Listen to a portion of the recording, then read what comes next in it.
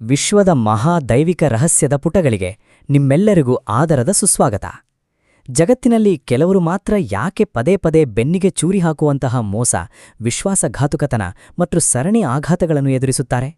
ಇಷ್ಟೆಲ್ಲ ಒಳ್ಳೆಯತನವಿದ್ದರೂ ಇವರ ಬದುಕಿಗೆ ಯಾಕೆ ಈ ವಿಧಿ ಪದೇ ಪದೇ ಅಗ್ನಿಪರೀಕ್ಷೆ ಒಡ್ಡುತ್ತದೆ? ವಿಶೇಷವಾಗಿ ಮೇಷರಾಶಿಯವರು ನನ್ನ ಜೀವನವೇ ಯಾಕಿಷ್ಟು ಕಠಿಣವಾಗಿದೆ ಅಂತ ಎಷ್ಟೋ ಬಾರಿ ನೀವು ಒಂಟಿಯಮಿ ಕುಳಿತು ಕಣ್ಣೀರು ಹಾಕಿದ್ದಿರಲ್ವಾ? ನಿಮ್ಮ ಮನಸ್ಸಿನ ಆ ಕಡು ವೇದನೆ ಆ ಭಗವಂತನಿಗೆ ಕೇಳಿಸಿದೆ. ಇಂದಿನ ಈ ಮಹತ್ವದ ವಿಶ್ಲೇಷಣೆಯಲ್ಲಿ ನಾವು ಕೇವಲ ಗ್ರಹಗತಿಗಳ ಬಗ್ಗೆ ಮಾತಾಡುತ್ತಿಲ್ಲ, ಬದಲಾಗಿ ಮೇಷರಾಶಿಯವರು ಅನುಭವಿಸುವ ಪ್ರತಿಯೊಂದು ನೋವಿನ ಹಿಂದಿರುವ ಈ ಪ್ರಕೃತಿಯ ಅತಿ ದೊಡ್ಡ ನಿಗೂಢ ದೈವಿಕ ರಹಸ್ಯವನ್ನು ನಾವು ಸಂಪೂರ್ಣವಾಗಿ ಬಿಚ್ಚಿಡಲಿದ್ದೇವೆ. ಇದು ನಿಮ್ಮ ಜೀವನದಲ್ಲೂ ನಡೆದಿದೆಯಾ? ನಿಮಗೆ ಅತಿ ಹೆಚ್ಚು ಹತ್ತಿರವಾದವರೇ, ನೀವು ಪ್ರಾಣಕ್ಕಿಂತ ಹೆಚ್ಚಾಗಿ ನಂಬಿದವರೇ ನಿಮಗೆ ದ್ರೋಹ ಮಾಡಿದ್ದಾರಾ? ಇದಕ್ಕಾಗಿಯೇ ದೇವರು ನಿಮ್ಮನ್ನು ಸದಾ ಪರೀಕ್ಷಿಸುತ್ತಿದ್ದಾರಾ ಅಂತ ನಿಮಗನಿಸಿದೆಯಾ? ನೆನ್ಪಿರ್ಲಿ, ಈ ಕಠಿಣವಾದ ಅಗ್ನಿಪರೀಕ್ಷೆಗಳು ನಿಮ್ಮ ಜೀವನದಲ್ಲಿ ಸುಮ್ಮನೆ ಆಕಸ್ಮಿಕವಾಗಿ ನಡೆದಿಲ್ಲ. ಇದು ಭಗವಂತನೇ ಸ್ವತಃ ನಿಮಗಾಗಿ ಸೃಷ್ಟಿಪಡಿಸಿರುವ ಒಂದು ಮಹೋನ್ನತ ದೈವಿಕ ಸಂಕಲ್ಪ ಅಂತ ಗೊತ್ತಾದ್ರೆ ನೀವು ಖಂಡಿತ ಆಶ್ಚರ್ಯಪಡ್ತೀರಾ. ಹೌದು, ಮೇಷರಾಶಿಯವರನ್ನು ಸಾಮಾನ್ಯರಂತೆ ಸೃಷ್ಟಿಸಲಾಗಿಲ್ಲ. ಇವರ ಪ್ರತಿಯೊಂದು ಹೋರಾಟದ ಹಿಂದೆಯೂ, ಪ್ರತಿಯೊಂದು ಕಣ್ಣೀರಿನ ಹನಿಯ ಹಿಂದೆಯೂ ಒಂದು ಭಾರೀ ದೊಡ್ಡ ದೈವಿಕ ಕಾರಣ ಅಡಗಿದೆ. ಅಧ್ಯಾಯ 1: ಮೇಷರಾಶಿಯ ದೈವಿಕ ರಹಸ್ಯ. ಸೃಷ್ಟಿಕರ್ತನು ಕೆಲವು ನಿರ್ದಿಷ್ಟ ರಾಶಿಯವರನ್ನು ಮಾತ್ರ ಯಾಕೆ ಇಷ್ಟೊಂದು ಕಠಿಣ ಹಾದಿಯಲ್ಲಿ ನಡೆಸುತ್ತಾನೆ ಅನ್ನೋದನ್ನ ವೈದಿಕ ಜ್ಯೋತಿಷ್ಯ ಬಹಳ ಸ್ಪಷ್ಟವಾಗಿ ಹೇಳುತ್ತದೆ. ಅದರಲ್ಲಿ ಮೇಷರಾಶಿಗೆ ಅತ್ಯಂತ ಪ್ರಮುಖ ಸ್ಥಾನ. ಸಮಾಜ ಮೇಷರಾಶಿಯವರನ್ನು ಬಹಳಷ್ಟು ಬಾರಿ ತಪ್ಪು ತಿಳಿಯುತ್ತದೆ. ಇವರನ್ನು ಕೇವಲ ಕೋಪಿಷ್ಠರು ಅಥವಾ ಅಹಂಕಾರಿಗಳು ಎಂದುಕೊಳ್ಳುತ್ತದೆ. ಆದರೆ ಹೊರನೋಟಕ್ಕೆ ಉಗ್ರವಾಗಿ, ಧೈರ್ಯಶಾಲಿಯಾಗಿ ಕಾಣುವ ಇವರ ಅಂತರಾಳದಲ್ಲಿ ಅಪಾರವಾದ ಮುಗ್ಧತೆ, ಪ್ರೀತಿ ಮತ್ತು ದೈವಿಕ ಶಕ್ತಿ ಹರಿಯುತ್ತಿರುತ್ತದೆ. ಇಲ್ಲಿರುವ ಈ ಮಾಹಿತಿಯನ್ನೊಮ್ಮೆ ಗಮನಿಸಿ. ಮೇಷರಾಶಿಯ ಪ್ರಧಾನ ಗ್ರಹ ಕುಜ, ಅಂದ್ರೆ ಮಂಗಳ ಗ್ರಹ. ಇದು ಎಂಥ ಕಠಿಣ ಪರಿಸ್ಥಿತಿಯಲ್ಲೂ ಹೋರಾಡುವ ಮತ್ತು ಧೀಮಂತಿಕೆಯಿಂದ ಬಾಳುವ ಶಕ್ತಿಯನ್ನು ಕೊಡುತ್ತದೆ. ಜೊತೆಗೆ ಅಶ್ವಿನಿ, ಭರಣಿ ಮತ್ತು ಕೃತ್ತಿಕಾ ನಕ್ಷತ್ರಗಳ ಅಪಾರ ತೇಜಸ್ಸು, ಚರ ಅಗ್ನಿತತ್ವದ ಅಪ್ರತಿಮ ನಾಯಕತ್ವದ ತಾಳ್ಮೆ ಮತ್ತು ಸಾಕ್ಷಾತ್ ಸುಬ್ರಹ್ಮಣ್ಯ ಸ್ವಾಮಿ ಹಾಗೂ ದೇವದೇವ ಮಹಾದೇವನ ನೇರ ಆಶೀರ್ವಾದ ಇವರ ಮೇಲಿದೆ. ಈ ಬ್ರಹ್ಮಾಂಡದ ಮಹಾಶಕ್ತಿಗಳೇ ಮೇಷರಾಶಿಯವರ ಅಚಲವಾದ ಆತ್ಮಬಲಕ್ಕೆ ಮೂಲ ಕಾರಣ. ಈ ಅದೃಶ್ಯ ಶಕ್ತಿಗಳೇ ಇವರನ್ನು ಧರ್ಮದ ಹಾದಿಯಿಂದ ಎಂದಿಗೂ ವಿಚಲಿತರಾಗದಂತೆ ಕಾಯುತ್ತವೆ. ಅಧ್ಯಾಯ 2: ಅಸಾಧಾರಣ ಸಹನೆ ಮತ್ತು ವಜ್ರದಂತಹ ವ್ಯಕ್ತಿತ್ವ. ಇತರದು ಸಂಪೂರ್ಣವಾಗಿ ಕುಸಿದು ಬೀಳುವಂತಹ ಸನ್ನಿವೇಶಗಳಲ್ಲೂ ಮೇಷರಾಶಿಯವರು ಹೇಗೆ ಪರ್ವತದಂತೆ ಅಚಲವಾಗಿ ನಿಲ್ಲುತ್ತಾರೆ ಅನ್ನೋದರ ರಹಸ್ಯ ಇಲ್ಲಿದೆ. ದೇವರು ಇವರನ್ನೇ ಆಯ್ಕೆ ಮಾಡಿರುವ ಮೊದಲನೇ ಮತ್ತು ಅತಿ ಮುಖ್ಯ ಕಾರಣ ಅವರಲ್ಲಿರುವ ಅಸಾಧಾರಣ ಆಂತರಿಕ ಸಹನೆ ಮತ್ತು ಶೌರ್ಯ. ಹೊರಗಿನ ಪ್ರಪಂಚದಲ್ಲಿ ಎಷ್ಟೇ ದೊಡ್ಡ ಬಿರುಗಾಳಿ ಎದ್ದರೂ ಸರಿ, ಮೇಷರಾಶಿಯವರು ಪ್ರದರ್ಶಿಸುವ ಮಾನಸಿಕ ಸಮತೋಲನ ಮತ್ತು ಗಂಭೀರತೆ ನಿಜಕ್ಕೂ ಬೆರಗುಗಳಿಸುವಂತಹದ್ದು. ಇಡೀ ಪ್ರಪಂಚವೇ ಇವರ ವಿರುದ್ಧ ನಿಂತು ಇವರನ್ನು ಒಂಟಿ ಮಾಡಲು ಪ್ರಯತ್ನಿಸಿದರೂ ಏಕಾಂಗಿಯಾಗಿ ನಿಂತು ಸಾಮ್ರಾಜ್ಯ ಕಟ್ಟುವ ತಾಕತ್ತು ಇವರಿಗಿದೆ. ಇದು ಸಾಕ್ಷಾತ್ ಅಗ್ನಿತಾಯಿ ಇವರಿಗೆ ನೀಡಿರುವ ದೈವಿಕ ಉಡುಗೊರೆ. ಮತ್ತು ಈ ಗುಣವು ನೇರವಾಗಿ 4ನೇ ಕಾರಣಕ್ಕೆ ನಮ್ಮನ್ನು ಕರೆದು ಹೋಗುತ್ತದೆ. ಅದೇ ಅಪ್ರತಿಮ ಸ್ಥಿರತೆಯ ಮನೋಭಾವ. ಕಷ್ಟಗಳು ಬಂದಾಗ ಇತರರು ಗಾಬರಿಯಿಂದ ಕೈಚೆಲ್ಲಿ ಕುಳಿತರೆ, ಮೇಷರಾಶಿಯವರು ಅತ್ಯಂತ ಪ್ರಾಯೋಗಿಕವಾಗಿ ಯೋಚಿಸುತ್ತಾರೆ. ಇವರು ಕೇವಲ ಕುಳಿತು ಕನಸು ಕಾಣುವವರಲ್ಲ. ಎಷ್ಟೇ ಕಠಿಣ ವಾಸ್ತವಗಳಿದ್ದರೂ ಅವುಗಳನ್ನು ಧೈರ್ಯದಿಂದ ಎದುರಿಸಿ ಬಿಕ್ಕಟ್ಟುಗಳನ್ನು ಪರಿಹರಿಸುವ ನಿಜ ಪ್ರಪಂಚದ ಸಾಧಕರಿವರು. ಇದೊಮ್ಮೆ ಗಮನಿಸಿ. ಮೇಷರಾಶಿಯವರ ಅಪ್ರತಿಮ ಸ್ವಯಂ ನಿಯಂತ್ರಣವು ಶತ್ರುಗಳನ್ನು ನಡುಗಿಸುತ್ತದೆ ಮತ್ತು ಪ್ರೀತಿಪಾತ್ರರನ್ನು ರಕ್ಷಿಸುತ್ತದೆ. ಹೌದು, ತಮ್ಮ ಬೆನ್ನಿಗೆ ಗೋಡ ಒರಗಿದಾಗ ಅಂತಿಮ ಕ್ಷಣದಲ್ಲಿ ಅವರು ತೋರುವ ಆ ಮೌನ ಮತ್ತು ಪ್ರತಿದಾಳಿಯ ಶಕ್ತಿಯಿದೆಯಲ್ಲ, ಅದು ಶತ್ರುಗಳಲ್ಲಿ ಅಕ್ಷರಶಃ ನಡುಕ ಹುಟ್ಟಿಸುತ್ತದೆ. ಅದೇ ಸಮಯದಲ್ಲಿ ತಮ್ಮ ಪ್ರೀತಿಪಾತ್ರರಿಗೆ ಅವರು ಅತ್ಯಂತ ಸುರಕ್ಷಿತವಾದ ಕೋಟೆಯಾಗುತ್ತಾರೆ. ಅಧ್ಯಾಯ 3: ಅದ್ಭುತ ಅಂತಃಪ್ರಜ್ಞೆ ಮತ್ತು ನಿಷ್ಕಲ್ಮಶ ಪ್ರಾಮಾಣಿಕತೆ. ಇದರರ್ಥವೇನು ಗೊತ್ತಾ? ಯಾರಾದರೂ ಒಂದು ಮಾತು ಆಡುವ ಮುನ್ನವೇ ಅವರು ಸುಳ್ಳು ಹೇಳುತ್ತಿದ್ದಾರೆ ಅಂತ ನಿಮಗೆ ಕ್ಷಣ ಮಾತ್ರದಲ್ಲಿ ಗೊತ್ತಾಗಿದೆಯಾ? ಇದು ಈ ರಾಶಿಯವರ ಮತ್ತೊಂದು ಬೆರಗುಗೊಳಿಸುವ ದೈವಿಕ ರಹಸ್ಯ. ಕಣ್ಣಿಗೆ ಕಾಣಿಸದ ಒಂದು ಅದ್ಭುತ ಶಕ್ತಿ ಸದಾ ಇವರನ್ನು ಕಾಯುತ್ತಿರುತ್ತದೆ. ಇದುವೇ 3ನೇ ಕಾರಣ, ತೀಕ್ಷ್ಣವಾದ ಅಂತಃಪ್ರಜ್ಞೆ, ಅಂದ್ರೆ ಸಿಕ್ಸ್ತ್ ಸೆನ್ಸ್. ಪ್ರಪಂಚದಲ್ಲಿ ಎಷ್ಟೋ ಜನ ಒಳ್ಳೆಯವರಂತೆ ಮುಖವಾಡ ಧರಿಸಿ ನಟಿಸುತ್ತಾರೆ. ಆದರೆ ಮೇಷರಾಶಿಯವರ ಸೂಕ್ಷ್ಮ ಕಣ್ಣುಗಳ ಮುಂದೆ ಆ ಮುಖವಾಡಗಳು ಕ್ಷಣಾರ್ಧದಲ್ಲಿ ಕಳಚಿಬೀಳುತ್ತವೆ. ಯಾರು ಮೋಸಗಾರರು ಎಂಬುದನ್ನು ಭಗವಂತನು ಮುಂಚಿತವಾಗಿಯೇ ಒಳ ಅರಿವಿನ ಮೂಲಕ ಇವರಿಗೆ ಎಚ್ಚರಿಸುತ್ತಾನೆ. ಇದು ಪ್ರಕೃತಿ ಇವರಿಗೆ ನೀಡಿರುವ ದೈವಿಕ ರೇಡಾರ್. ಈ ರೇಡಾರ್ ನೇರವಾಗಿ 5ನೇ ಕಾರಣವನ್ನು ಜಾಗೃತಗೊಳಿಸುತ್ತದೆ. ಅದೇ ಪ್ರಾಮಾಣಿಕತೆ ಮತ್ತು ನಿಷ್ಠೆ. ಮೇಷರಾಶಿಯವರಿಗೆ ಸತ್ಯ ಸ್ಪಷ್ಟವಾಗಿ ಗೋಚರಿಸುವುದರಿಂದ ಅವರು ಎಂದಿಗೂ ಕಟು ಸತ್ಯವನ್ನು ಮುಖಕ್ಕೆ ಹೊಡೆದ ಹಾಗೆ ಹೇಳಲು ಹಿಂಜರಿಯುವುದಿಲ್ಲ. ಇವರು ಸುಲಭವಾಗಿ ಯಾರನ್ನೂ ನಂಬುವುದಿಲ್ಲ. ಆದರೆ ಒಮ್ಮೆ ನಂಬಿದರೆ ಅವರಿಗಾಗಿ ತಮ್ಮ ಸರ್ವಸ್ವವನ್ನೇ ತ್ಯಾಗ ಮಾಡುವಂತಹ ಅಚಲವಾದ ನಿಷ್ಠೆಯನ್ನು ಹೊಂದಿದ್ದಾರೆ.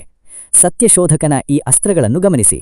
ಗುಪ್ತ ಉದ್ದೇಶಗಳನ್ನು ತಕ್ಷಣ ಗ್ರಹಿಸುವುದು, ದ್ರೋಹವನ್ನು ಸಹಿಸದಿರುವುದು ಮತ್ತು ಕಹಿಯಾದರೂ ಸತ್ಯವನ್ನೇ ನುಡಿಯುವುದು. ಮೇಷರಾಶಿಯವರಿಗೆ ದ್ರೋಹ ಬಗೆಯುವುದು ಅಂದರೆ ತಮ್ಮ ವಿನಾಶವನ್ನು ತಾವೇ ಆಹ್ವಾನಿಸಿಕೊಂಡಂತೆ. ಇವರಿಗೆ ಮೋಸ ಮಾಡಿದರೆ ಭಾರೀ ಪ್ರಮಾಣದ ಕರ್ಮದ ತಿರುಗೇಟು ಖಂಡಿತ. ಇವರು ಆ ನೋವನ್ನು ಮರೆತು ಸುಮ್ಮನಾದರೂ ಸೃಷ್ಟಿಕರ್ತನು ಆ ದ್ರೋಹಿಗಳಿಗೆ ತಕ್ಕ ಪಾಠ ಕಲಿಸಿಯೇ ತೀರುತ್ತಾನೆ. ಅಧ್ಯಾಯ 4. ಕಠಿಣ ಶ್ರಮದ ಮರುಹುಟ್ಟು ಮತ್ತು ಆಧ್ಯಾತ್ಮಿಕತೆ. ಈಗ ನಾವು ಅತ್ಯಂತ ನಿಗೂಢವಾದ ರೋಮಾಂಚಕ ಹಂತಕ್ಕೆ ತಲುಪಿದ್ದೇವೆ. ಜೀವನದಲ್ಲಿ ಎಲ್ಲವೂ ಮುಗಿದುಹೋಯಿತು ಅಂದುಕೊಂಡಾಗ ನಡೆಯುವ ಚಮತ್ಕಾರಿಕ ಮರುಹುಟ್ಟಿನ ಅಧ್ಯಾಯ ಇದು. ಇದುವೇ ಎರಡನೇ ದೊಡ್ಡ ಕಾರಣ, ವಜ್ರದಂತೆ ಒತ್ತಡದಲ್ಲೇ ಮತ್ತಷ್ಟು ಹೊಳಪನ್ನು ಪಡೆಯುವ ದೈವಿಕ ಸಾಮರ್ಥ್ಯ. ಜ್ಯೋತಿಷ್ಯದ ಕುಜನ ಪ್ರಭಾವದಿಂದಾಗಿ ಮೇಷರಾಶಿಯವರು ಆರ್ಥಿಕವಾಗಿ ಅಥವಾ ಭಾವನಾತ್ಮಕವಾಗಿ ಎಷ್ಟೇ ಪಾತಾಳಕ್ಕೆ ಕುಸಿದರೂ ಅಲ್ಲಿಂದಲೇ ಮತ್ತೆ ಅದ್ಭುತವಾಗಿ ಎದ್ದು ನಿಂತು ಹೊಸ ಸಾಮ್ರಾಜ್ಯವನ್ನು ಕಟ್ಟಬಲ್ಲ ಧೀಶಕ್ತಿ. ಸೋಲು ಇವರಿಗೆ ಅಂತ್ಯವಂತೂ ಅಲ್ಲವೇ ಅಲ್ಲ, ಅದು ಮತ್ತೊಂದು ಬೃಹತ್ ಗೆಲುವಿನ ಆರಂಭವಷ್ಟೇ. ಈ ಚಮತ್ಕಾರಿಕ ಶಕ್ತಿ ದೇವರಿಂದ ಮಾತ್ರ ಬರಲು ಸಾಧ್ಯ. ಹೀಗೆ ಪದೇ ಪದೇ ಕುಸಿದು ಏಳುವ ಪ್ರಕ್ರಿಯೆಯು ಎರಡನೇ ಕಾರಣವನ್ನು ಸಕ್ರಿಯಗೊಳಿಸುತ್ತದೆ, ಅದೇ ಆಧ್ಯಾತ್ಮಿಕ ಪರಿವರ್ತನೆ. ಈ ಕಠಿಣ ಪರಿಸ್ಥಿತಿಗಳು ಇವರಲ್ಲಿರುವ ಲೌಕಿಕ ಆಸೆಗಳನ್ನು ಶುದ್ಧೀಕರಿಸಿ ಆಳವಾದ ದೈವಿಕ ಜ್ಞಾನವನ್ನು ಅರಳಿಸುತ್ತವೆ. ಇವರು ಅನುಭವಿಸಿದ ಪ್ರತಿಯೊಂದು ನೋವು ಇವರ ಆತ್ಮವನ್ನು ಅತ್ಯುನ್ನತ ಮಟ್ಟಕ್ಕೆ ಬೆಳೆಸುತ್ತದೆ. ಭೌತಿಕ ಪ್ರಪಂಚ ಮತ್ತು ದೈವಿಕ ಸತ್ಯದ ನಡುವಿನ ಈ ಹೋಲಿಕೆಯನ್ನು ನೋಡಿ. ಮೇಷರಾಶಿಯವರು ಕೇವಲ ಭೌತಿಕ ಲಾಭಗಳಿಗಾಗಿ ಬದುಕುವವರಲ್ಲ. ಜೀವನದ ಆ ಘೋರ ಅನುಭವಗಳೇ ಅವರನ್ನು ಲೌಕಿಕತೆಯಿಂದ ದೂರ ಸೆಳೆದು ಸಾರ್ವತ್ರಿಕ ಸತ್ಯದ ಮಾರ್ಗದರ್ಶಕರನ್ನಾಗಿ ಮತ್ತು ದೈವಿಕತೆಯ ನಿಜ ಪ್ರತಿನಿಧಿಗಳನ್ನಾಗಿ ಪರಿವರ್ತಿಸುತ್ತವೆ. ಅಧ್ಯಾಯ 5. 7ನೇ ರಹಸ್ಯ, ಜಗತ್ತಿನ ಪಾಲಕರು ಮತ್ತು ರಕ್ಷಕರು. ನಾವೀಗ ಈ ವಿಶ್ಲೇಷಣೆಯ ಅತ್ಯಂತ ನಿರ್ಣಾಯಕ ಘಟ್ಟದಲ್ಲಿದ್ದೇವೆ. ಇಷ್ಟೆಲ್ಲಾ ಕಷ್ಟಗಳನ್ನು ಮೇಷರಾಶಿಯವರೇ ಯಾಕೆ ಅನುಭವಿಸಬೇಕು? ಭಗವಂತ ಇವರನ್ನೇ ಯಾಕೆ ಆಯ್ಕೆ ಮಾಡಿದ್ದಾನೆ? ಆ ಅಂತಿಮ ಮತ್ತು ಅತಿ ದೊಡ್ಡ ರಹಸ್ಯ ಈಗ ನಿಮ್ಮ ಮುಂದೆ ತೆರೆದುಕೊಡುತ್ತದೆ. ಇದು ನಿಜಕ್ಕೂ ಉಸಿರು ಬಿಗಿ ಹಿಡಿಯುವಂತಹ ಕ್ಷಣ. 7ನೇ ಮತ್ತು ಅತ್ಯಂತ ಶಕ್ತಿಶಾಲಿ ಕಾರಣ, ಮೇಷರಾಶಿಯವರು ಬೇರಾರೂ ಅಲ್ಲ, ಈ ಜಗತ್ತಿನ ಪಾಲಕರು ಮತ್ತು ರಕ್ಷಕರು. ಧರ್ಮವನ್ನು, ಕುಟುಂಬವನ್ನು ಮತ್ತು ದುರ್ಬಲರನ್ನು ರಕ್ಷಿಸಲು ಭಗವಂತನು ಇವರನ್ನು ಕಷ್ಟದ ಅಗ್ನಿಕುಂಡದಲ್ಲಿ ಬೇಯಿಸಿ ದೃಢ ಮನಸ್ಸಿನ ನಾಯಕರನ್ನಾಗಿ ರೂಪಿಸುತ್ತಿದ್ದಾನೆ. ತಮ್ಮ ಸ್ವಂತ ನೋವುಗಳನ್ನು ಮರೆತು ಅನ್ಯಾಯದ ವಿರುದ್ಧ ಕಠಿಣವಾಗಿ ನಿಲ್ಲುವ ಇವರ ನಿಸ್ವಾರ್ಥ ಗುಣವೇ ಇವರನ್ನು ದೇವರ ಅಚ್ಚುಮೆಚ್ಚಿನ ಸೇನಾನಿಗಳನ್ನಾಗಿ ಮಾಡಿದೆ. ಇಲ್ಲಿರುವ ಈ ಸಾಲುಗಳನ್ನು ಗಮನಿಸಿ. ಮೇಷರಾಶಿಯವರು ಕೇವಲ ಕಷ್ಟಪಡುತ್ತಿಲ್ಲ, ದೇವರ ಶ್ರೇಷ್ಠ ಯೋಧರಾಗಲು ಅವರ ಆತ್ಮ ಪರಿಶುದ್ಧಗೊಳ್ಳುತ್ತಿದೆ. ಹೌದು, ನೀವು ಹರಿಸಿದ ಪ್ರತಿಯೊಂದು ಹನಿ ಕಣ್ಣೀರು, ಅನುಭವಿಸಿದ ಪ್ರತಿಯೊಂದು ಅವಮಾನವೂ ಎಂದಿಗೂ ವ್ಯರ್ಥವಾಗಿಲ್ಲ. ನೀವು ಕೇವಲ ಕಷ್ಟಪಡುತ್ತಿಲ್ಲ, ಬದಲಾಗಿ ಭಗವಂತನು ತನ್ನ ಶ್ರೇಷ್ಠ ಕಾರ್ಯಕ್ಕಾಗಿ ನಿಮ್ಮ ಆತ್ಮವನ್ನು ಪರಿಶುದ್ಧಗೊಳಿಸುತ್ತಿದ್ದಾನೆ. ನಿಮ್ಮ ಹೋರಾಟಗಳು ಈ ಪ್ರಪಂಚವನ್ನು ಒತ್ತರ ಮಾಡುವ ದೈವಿಕ ಯೋಜನೆಯ ಒಂದು ಭಾಗವಷ್ಟೇ. ಅಧ್ಯಾಯ 6. ಸಾಕ್ಷಾತ್ ಶಿವ ಮತ್ತು ಸುಬ್ರಹ್ಮಣ್ಯ ಸ್ವಾಮಿಯ ದೈವಿಕ ರಕ್ಷಣಾ ಕವಚ. ಹಾಗಾದ್ರೆ ಈ ಕಠಿಣ ಹಾದಿಯಲ್ಲಿ ನಿಮಗೆ ರಕ್ಷಣೆ ಯಾರು? ಯಾರೂ ಇಲ್ಲ ಅಂತ ನೀವು ಅಂದುಕೊಳ್ಳಬೇಕಿಲ್ಲ. ಸದಾಕಾಲ ನಿಮ್ಮ ಬೆನ್ನು ಹಿಂದೆ ನಿಂತು ಕಾಪಾಡುವ ಒಂದು ಅಗೋಚರ ಪ್ರಬಲ ಶಕ್ತಿ ಇದೆ. ಆ ವಿಜಯಶಾಲಿ ದೈವಿಕ ರಕ್ಷಣಾ ಕವಚದ ಬಗ್ಗೆ ಈಗ ನೋಡೋಣ. ಈ ಟೈಮ್ಲೈನ್ ಗಮನಿಸಿ. 2026ರ ಗ್ರಹಗತಿಗಳು ನಿಮ್ಮ ಪರವಾಗಿ ದೊಡ್ಡ ಮಟ್ಟದ ಮ್ಯಾಜಿಕ್ ಮಾಡಲು ಸಿದ್ಧವಾಗಿವೆ. ಜೂನ್ ತಿಂಗಳ ಕಾಲಸರ್ಪಯೋಗವು ಆಧ್ಯಾತ್ಮಿಕ ಪರೀಕ್ಷೆ ಒಡ್ಡಿದರೆ, ಕರ್ಕಾಟಕ ರಾಶಿಯಲ್ಲಿನ ಗುರುಬಲವು ನಿಮಗೆ ಅಖಂಡ ದೈವಿಕ ಶಕ್ತಿಯನ್ನು ನೀಡಲಿದೆ. ಹಾಗೆಯೇ ವಕ್ರಿಶನಿಯೂ ದೀರ್ಘಾವಧಿಯ ಸಂಪತ್ತನ್ನು ತರುತ್ತಿದ್ದಾನೆ. ನಿಮಗೆ ಮೋಸ ಮಾಡಿದವರು ನಿಮ್ಮ ಕಾಲಬಳಿ ಬಂದು ನಿಲ್ಲುವ ಸಮಯ ಸನ್ನಿಹಿತವಾಗಿದೆ. ಇದೊಂದು ಬೃಹತ್, ಅತಿ ದೊಡ್ಡ ಕಂಬ್ಯಾಕ್. ಹಾಗಾಗಿ ಸೇಡು ತೀರಿಸಿಕೊಳ್ಳುವ ಯೋಚನೆಯನ್ನು ಪ್ರಕೃತಿಗೇ ಬಿಟ್ಟುಬಿಡಿ. ನಿಮ್ಮ ಆರಾಧ್ಯ ದೈವ ಸಾಕ್ಷಾತ್ ಸುಬ್ರಹ್ಮಣ್ಯ ಸ್ವಾಮಿ ಮತ್ತು ಶಿವನ ದೈವಿಕ ನ್ಯಾಯಾಲಯದಲ್ಲಿ ನಿಮ್ಮ ಶತ್ರುಗಳಿಗೆ ಕರ್ಮದ ಶಿಕ್ಷೆ ಆಗಲೇ ಸಿದ್ಧವಾಗಿದೆ. ಅಂತ್ಯದ ಭಾಗ, ಪರಿಷ್ಕೃತ ಮುಕ್ತಾಯ. ಹೌದು, ಮೇಷರಾಶಿಯವರೇ, ದೈವಿಕ ನ್ಯಾಯದ ಆ ಚಕ್ರ ಈಗ ತಿರುಗಲು ಆರಂಭವಾಗಿದೆ. ಇನ್ನು ಮುಂದೆ ನೀವು ಕಣ್ಣೀರು ಹಾಕುವ ಅಗತ್ಯವೇ ಇಲ್ಲ. ನೀವು ಮಾಡಬೇಕಾಗಿರೋದು ಇಷ್ಟೇ: ನಿಮ್ಮ ಬೆನ್ನು ಹಿಂದೆ ಸಾಕ್ಷಾತ್ ಮಹಾದೇವ ಮತ್ತು ಷಣ್ಮುಖ ಸುಬ್ರಹ್ಮಣ್ಯ ಸ್ವಾಮಿ ಇದ್ದಾರೆ ಎಂಬ ನೈಜ ಆಂತರಿಕ ಶಕ್ತಿಯನ್ನು ಮನಸ್ಫೂರ್ತಿಯಾಗಿ ಒಪ್ಪಿಕೊಂಡು ಧರ್ಮ ಹಾಗೂ ಸತ್ಯದ ಹಾದಿಯಲ್ಲಿ ಧೈರ್ಯವಾಗಿ ಮುನ್ನಡೆಯಿರಿ. ನೆನ್ಪಿರ್ಲಿ, ಮೇಷರಾಶಿಯವರು ಕತ್ತಲೆಯಲ್ಲಿ ಕರಗಿ ಹೋಗುವ ಸಾಮಾನ್ಯ ಜೀವಿಗಳಲ್ಲ. ನೀವು ಈ ಸೃಷ್ಟಿಕರ್ತನ ವಿಶೇಷ ಜಗದ್ಗುಪ್ತ ಶಸ್ತ್ರಾಸ್ತ್ರಗಳು.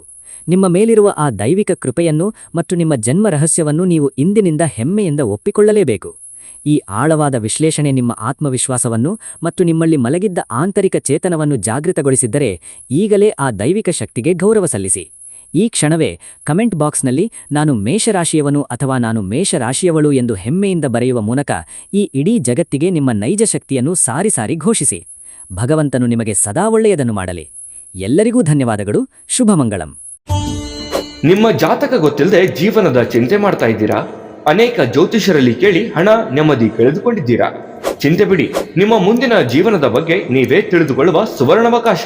ಕೇವಲ 499 ರೂಪಾಯಿಗೆ ನಿಮ್ಮ ಸಂಪೂರ್ಣ ಜನ್ಮ ಜಾತಕ ನಿಮ್ಮ ಕೈಯಲ್ಲಿ. ಈ ಜಾತಕದಲ್ಲಿ ನಿಮ್ಮ ವಿದ್ಯಾಭ್ಯಾಸದ ಬಗ್ಗೆ, ಉದ್ಯೋಗ, ಮದುವೆ, ಹಣಕಾಸಿನ ಸಮಸ್ಯೆಗಳ ಬಗ್ಗೆ, ಆಸ್ತಿ ವಿಚಾರಗಳ ಬಗ್ಗೆ, ಆರೋಗ್ಯ ಸಮಸ್ಯೆಗಳ ಬಗ್ಗೆ, ದಾಂಪತ್ಯ ಕಲಹಗಳ ಬಗ್ಗೆ, ನಿಮಗಿರುವ ತೊಂದರೆಗಳೇನು, ಅದಕ್ಕೆ ಪರಿಹಾರಗಳೇನು, ಜಾತಕದಲ್ಲಿ ಯಾವ ಯಾವ ಯೋಗಗಳಿದೆ, ನಿಮಗಿರುವ ದೋಷಗಳಿಗೆ ಪರಿಹಾರಗಳೇನು ಎನ್ನುವಂತಹ ಸಮಗ್ರ ಮಾಹಿತಿ ಈ ನಿಮ್ಮ ಜನ್ಮ ಜಾತಕದಲ್ಲಿರುತ್ತದೆ. ಈ ಜಾತಕ ನಿಮಗೆ ಅರ್ಥವಾಗುವಂತಹ ರೀತಿಯಲ್ಲಿ ನಿಮ್ಮದೇ ಭಾಷೆಯಲ್ಲಿ ಪಡೆಯಬಹುದು. ಈ ಜಾತಕ 80ರಿಂದ 90 ಪುಟಗಳು ಹೊಂದಿರುತ್ತವೆ. ಕೇವಲ 15 ನಿಮಿಷಗಳಲ್ಲಿ ನಿಮ್ಮ ವಾಟ್ಸ್ಆಪ್ ಸಂಖ್ಯೆಗೆ PDF ಫೈಲ್ ನ ಮೂಲಕ ಕಳುಹಿಸಲಾಗುತ್ತದೆ. ಈಗಲೇ ನಿಮ್ಮ ಜನ್ಮ ಜಾತಕವನ್ನ ಪಡೆಯಲು ಹಾಗೂ ಗುರುಜಿಯವರ ಸಲಹೆಗಳನ್ನ ಪಡೆಯಲು ನಮ್ಮ ವಾಟ್ಸ್ಆಪ್ ಸಂಖ್ಯೆಗೆ ಜಾತಕ ಎಂದು ಮೆಸೇಜ್ ಮಾಡಿ ನಿಮ್ಮ ಭವಿಷ್ಯದ ಕನ್ನಡಿಯನ್ನ ಪಡೆದುಕೊಳ್ಳಿ. ಕೇವಲ 499 ರೂಪಾಯಿಗೆ ನಿಮ್ಮ ಸಂಪೂರ್ಣ ಜನ್ಮ ಜಾತಕ ನಿಮ್ಮ ಕೈಯಲ್ಲಿ.